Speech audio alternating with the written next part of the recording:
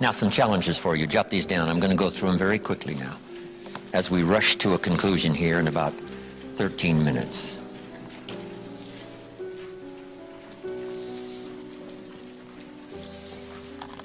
Here they are. You're going to have to write fast now. Here's number one. Review your performance, whether it's communication or whether it's activity or whether it's a CEO or whether it's on the job. Here's what my father said, a seminar in a sentence. I wish he was here to give it, but since he's not here, in his honor, I will give his seminar in a sentence. Here it is. Always do more than you get paid for to make an investment in your future. Now, some unions would argue with us on this, but that's my papa's seminar in a sentence. Always do more than you get paid for to make an investment in your future. In terms of amending your philosophy or going back and, redoing some stuff that you might have messed up. But face all your fears. That's how you conquer them.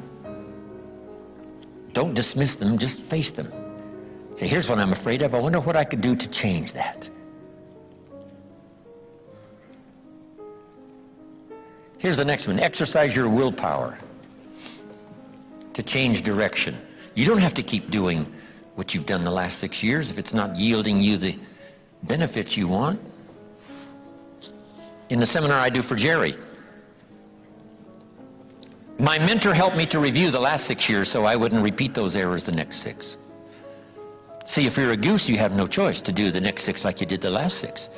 But if you're not a goose, here's what you can do. Pick a new destination and start going that way.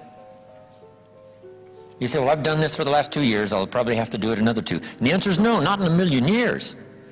Now, you can change one little degree at a time, or if you want to, you can revolutionize the whole thing. Who says you couldn't revolutionize the whole thing in a week's time and start a brand new direction that will most assuredly help you arrive in a brand new place a year from now, 3 years from now? No telling 5 years from now where you could arrive. Use your willpower to start the process. Just willpower to change a little or change a lot. Anybody can change. You don't have to repeat last year. Clean up the errors. Invest it now in the next year. Watch it make the difference. Here's the next one that's important. Parents have to do it. We ask our kids to do it, but we've got to do it. Admit your mistakes. Sometimes you have to admit them to others. Here's some of the best words in the English language. I'm sorry.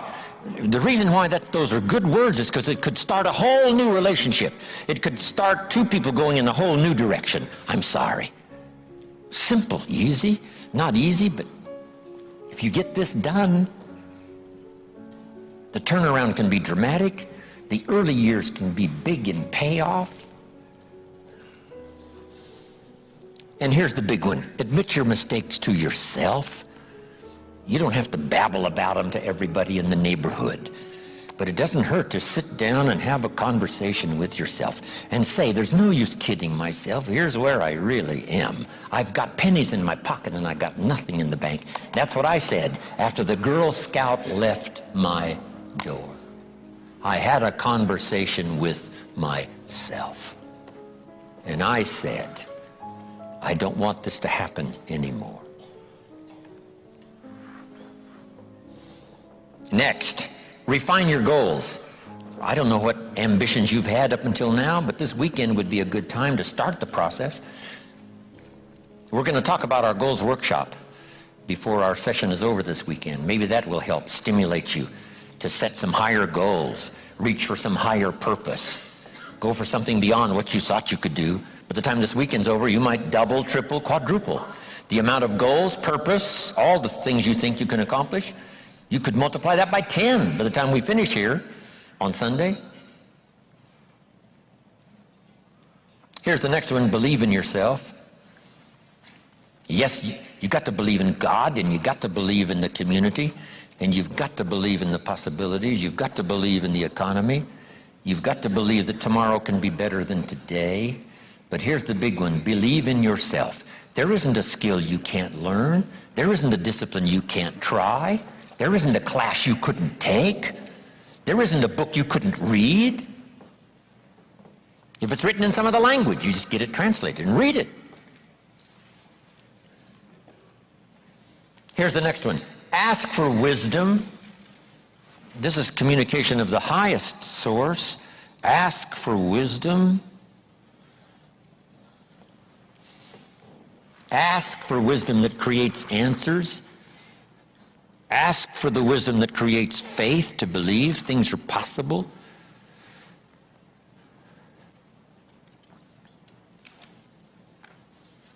In King Solomon's day, there was the dilemma of two mothers who claimed the same baby.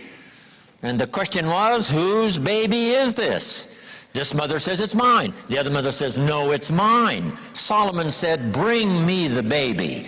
They brought him the baby, and he raised the sword. He said, I'm going to cut this baby in half and give one half to this mother and one half to this mother. And as he raised his sword, sobbingly, the real mother said, no, no, no, don't cut the baby in half. Give it to her, who was not the real mother. Solomon says, now I know who's the real mother. See, that is so wise. And the moment was such drama. But Solomon, the wisest of the wise, knew what to do to settle the deal. Ask for wisdom to deal with the challenges of today and tomorrow, to deal with the challenges your family brings you. Don't wish it was easier, wish you were better. Here's the next one, conserve your time. I must learn to do this. How much time have I got left? Not an unlimited supply. How many of these weekends can I do? Not 1,000, just a few, maybe a handful. Sometimes we get faked out. Bill Bailey says, the average person says, I got 20 more years. No, Bill says, you got 20 more times. If you go fishing once a year, you've only got 20 more times to go fishing. Not 20 years. That fakes you out. I got 20 years. No, 20 times. See, that brings it right down to the real stuff. 20 times. How many more seminars like this? Not 1,000, a few, just a few. So would I mumble and stumble? Would I give you less than my best when I've only got a few more to give? And the answer is no, of course not. If you're a person of some dignity and quality, you wouldn't let that happen. Next, invest your profits. We're going to talk now about this before the weekend is over on financial independence.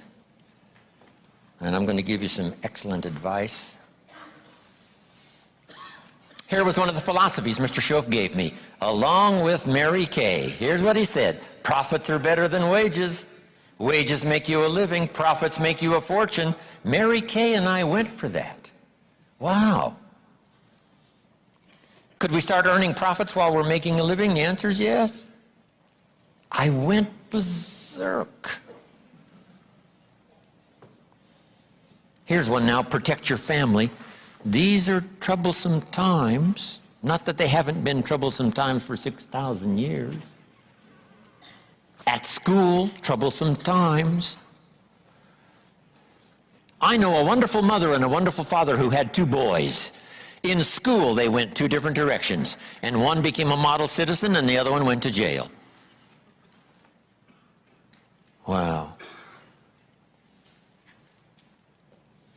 Protect your family as best you can from the hidden dangers, the lurking evil one. Here's the next one, live with intensity. You might as well turn it up a notch or two after this weekend. Why not? Invest more of you in whatever you do. Be a little stronger, be a little wiser, step up your vitality, contribution. Put everything you've got into everything you do, and then ask for more vitality and more strength and more vigor, more heart, more soul. Next, find your place. This one now is so important. If you just work on a job, find the best place where you can serve well. And sure enough, they'll ask you to occupy a better place. And if you keep doing the job well, the guy says, well, if I had a better job, I'd really pour it on. But I got this lousy job, so I just goof off. See, that's the philosophy of disaster. So you've got a lousy job. Do the very best you can. That's your best way out. Is not to do less than you could, but to do the best you can. With that philosophy, your life can take great leaps forward. Here's a Bible phrase that says, if you work on your gifts, they will make room for you. They'll make a place for you. Here's the next one. Demand integrity from yourself. You can't demand integrity from someone else. Integrity is like loyalty. You can't demand it of someone else. You can only demand it of yourself. Be the best example of loyalty, and you'll get some loyal followers. Be the best example of integrity, and you'll have people surround you that have integrity. Lead the way. Next. Welcome the disciplines. Can't give you much better advice than that, because disciplines create the reality. Disciplines build bridges, build cities. Disciplines. A well-disciplined activity creates abundance, creates uniqueness, productivity. Next. Fight for what's right. It's a fight we're in. The storyteller says, and there was great war in heaven. Wow, you mean way back there? Yes. 1/3 of the angels conspired. I asked Bill Bailey, how long do you suppose it took 1/3 of these angels to get together? Did they conduct meetings? I don't know. Bailey says the storyteller doesn't say. I said, then we're supposed to use our imagination. I don't know. It does say finally the great war occurred, and the 2/3 prevailed and the 1/3 lost. One of the writers of later scripture, here's what he said, I fought a good fight. See, that's extraordinary to be able to say. I fought for my kids, and I fought for what was right, and I fought for my good health, and I fought to protect my company, and I fought for a good career that would bless my family. I fought a good fight. It's good to fight. The encroachment. Opposites are in conflict, and we're in the middle. And if you want something valuable, you got to fight for it. Then this writer also said, not only have I fought a good fight, and I'll finish with this, and I got a much longer list, but maybe I can cover these at another time. He said, I fought a good fight, and I kept the faith. See, that's the deal. Keep faith with your family. Fight like crazy and keep faith. Fight the enemy and keep faith. Fight illness and keep faith. Fight the evil and keep faith. I can't give you much better advice.